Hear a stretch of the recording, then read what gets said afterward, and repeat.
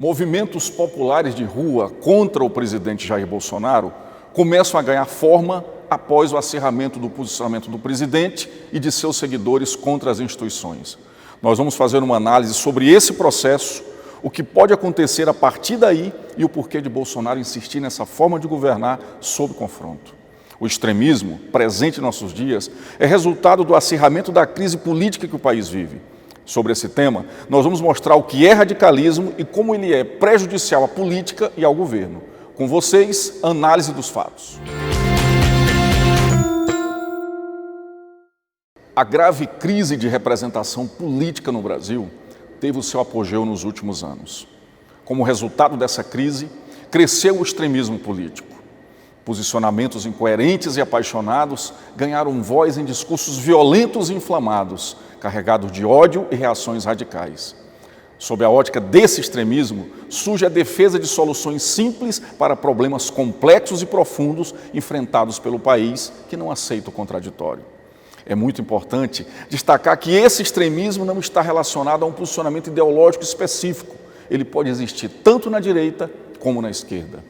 Vejamos as defesas apresentadas por partidos como o PSOL, comportamento de petistas radicais e dos defensores de Jair Bolsonaro. Há mais de 200 anos, nós convivemos com a divisão do universo político em direita e esquerda. Essa divisão, ela faz parte do processo democrático, é saudável, é o contraponto de visões diferentes sobre o papel do Estado e da administração pública. Agora, o que está errado é a maneira desequilibrada com que os extremistas prejulgam e depreciam aqueles que eles consideram seus oponentes. É a forma com que agem e se comportam. É o desrespeito pelo adversário e a não aceitação da visão diferente da sua. Ao contrário, vozes discordantes não podem ser tratadas como inimigas, pois elas fazem parte do diálogo construtivo e equilibram a discussão política. Eu acredito que a forte crise de representação política, que teve seu ápice nos últimos anos, seja uma das causas do crescimento desses grupos.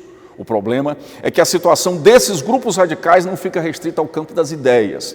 Muitas vezes elas passam a ter uma postura violenta nas plataformas digitais e até mesmo nas ruas, inclusive com o uso do terror contra os indivíduos ideologicamente contrários a eles. O discurso do ódio propagado por esses grupos é profundamente maléfico para a construção de uma sociedade democrática. Na realidade, os radicais de esquerda e de direita têm em comum a antidemocracia. As ideologias extremistas, elas foram responsáveis pela maior parte das tragédias humanas dos últimos séculos, sendo de esquerda o comunismo ou de direita o fascismo.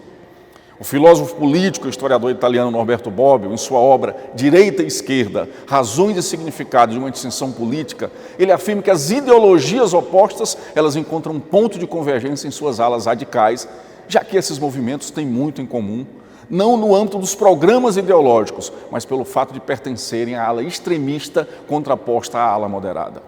Bobbio afirma que os extremos se tocam, e eu concordo com ele. Os extremos têm muitos pontos em comum. O presidente Jair Bolsonaro construiu sua biografia baseado na radicalização e na polarização. Até aqui, podemos dizer que trata-se de uma carreira vitoriosa.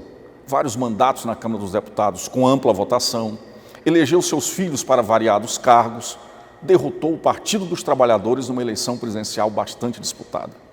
Foi dentro da polêmica e dos embates que Bolsonaro disputou e conquistou inúmeros mandatos parlamentares, chegando à presidência do Brasil. No exercício do mandato presidencial, ele tem priorizado o seu núcleo orgânico de apoiadores, que são muito conservadores. Ele prioriza esse grupo como um objetivo importante do seu governo. O presidente tem agido a favor da polarização entre conservadores e liberais em costumes contra os que pensam diferente. Essa tem sido a marca principal de seu governo.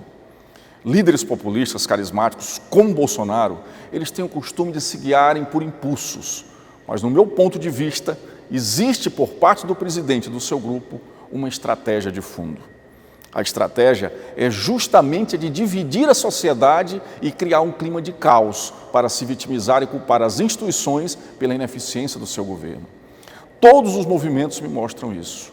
O tempo dirá o quão grave foi o erro, se é que de fato foi um erro, se Bolsonaro continuar seguindo esse caminho.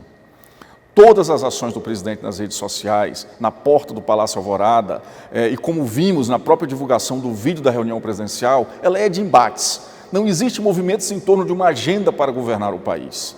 A minha análise é que o presidente está determinado em manter o comportamento usual que sempre teve e lhe rendeu vitórias na política, mesmo no comando de uma nação, exercício bem diferente de mandatos legislativos, cuja característica nossa é de exercê-los direcionados a quem elege. Bolsonaro vem desde a sua posse mantendo um discurso radical, extremista, não comum a um chefe de poder. Parece preso ao esquema vitorioso de sua carreira política e insiste em não assumir o figurino presidencial mais sóbrio, característica do cargo. Quer moldar a presidência da República ao seu feitio e luta para ser maior que a instituição que chefia.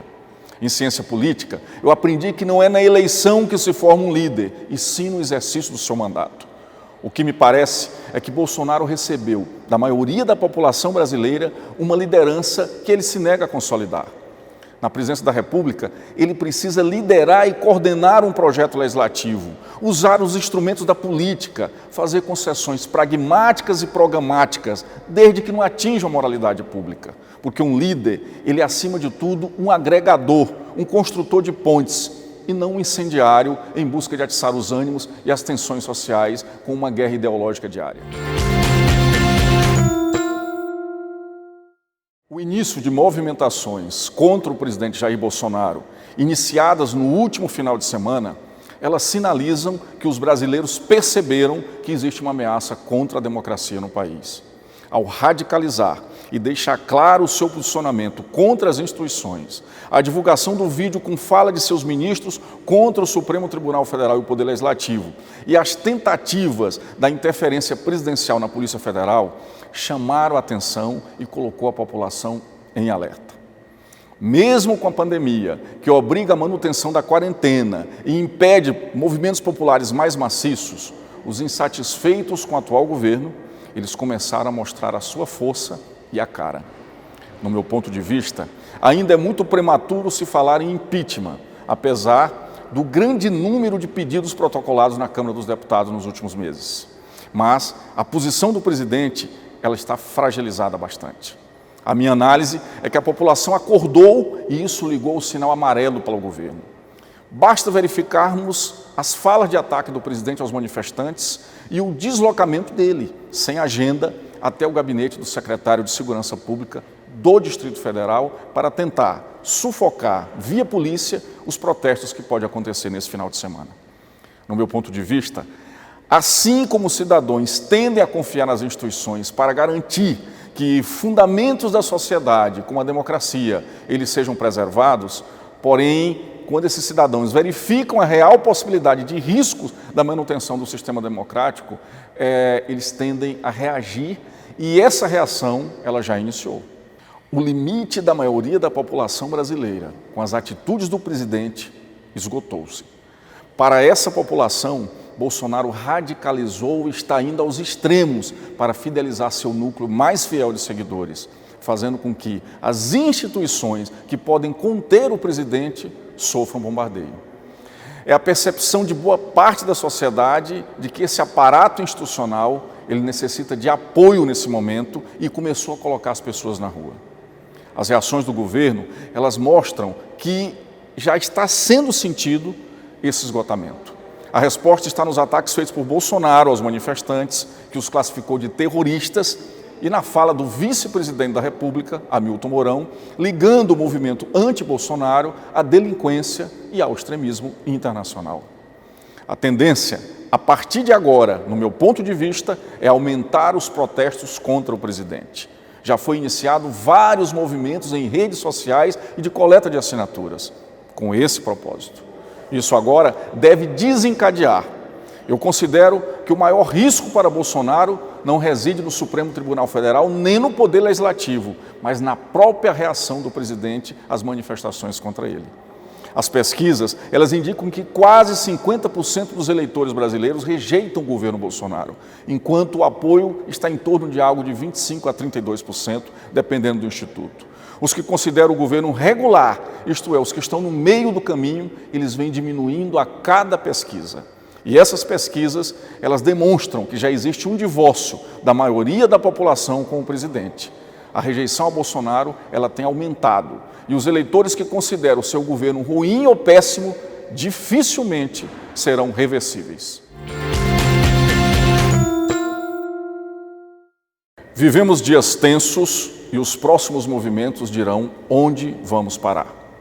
Aqui no nosso programa, nós analisamos cada fato, cada acontecimento e nós vamos procurar respostas às questões políticas da nossa realidade. Dê o seu like, aperte o sino para você receber o anúncio dos próximos programas, faça a sua inscrição. Eu estou muito feliz com o nosso crescimento progressivo. Até o nosso próximo programa.